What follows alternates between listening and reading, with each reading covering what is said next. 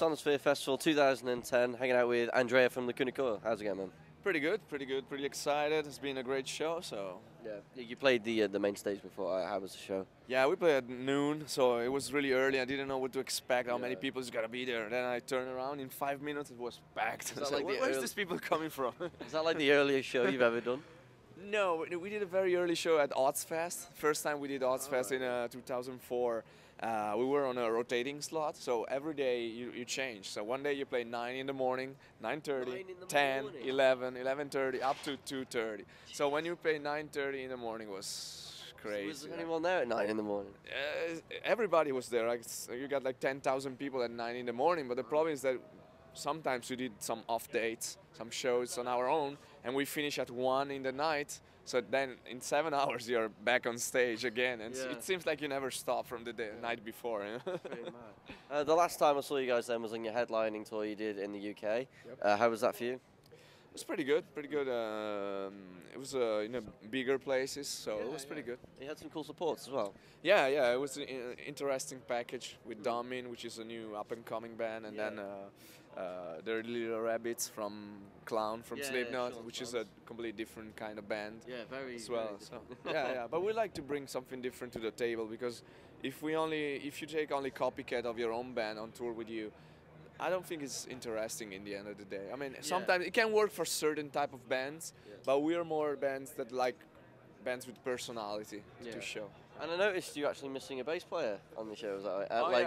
That must have been quite strange. Yeah, it was strange because Marco had an injury on his shoulder, so he had to do a therapy to take care, and he skipped the American tour we did with All That Remains, and then he skipped the headliner tour in Europe, and he came back on the recent festivals we did in America, the radio stations festivals and the South American tour. So now he's fine, it's okay, his shoulder is fine, but it took 6 months to get fine. Now, when new bands usually get up and coming, they the goal is to get an album and have people hear it as much as possible, sort of thing. Of course, you're already at that point. So, what is it when you've sort of got to that point of getting a fan base? What are the goals for as a band?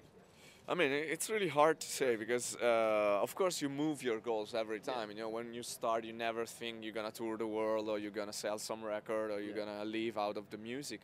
So once you reach these goals, you have to move forward and to see something else, even if everybody wish to sell like 1 million copy or something. But today is not really anymore the time of millions of records. I mean, so I think the goal of this band is just to do better records, better songs all the time, become a better live act, and still keep going in a good level. You still have fans. The sort of childhood dream of headlining massive festivals. Yeah, of course you still have it, but you also have to look at your reality. So you have to look where you are now, all the positive things you've done and you still have, and keep going until we see that there's interest around the band, that they're still growing.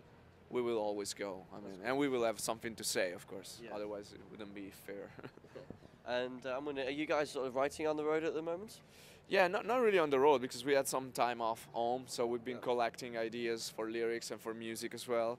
And we're basically now gonna try to wrap up the touring cycle. We still have the tour in September, October in the UK and some other places in Europe.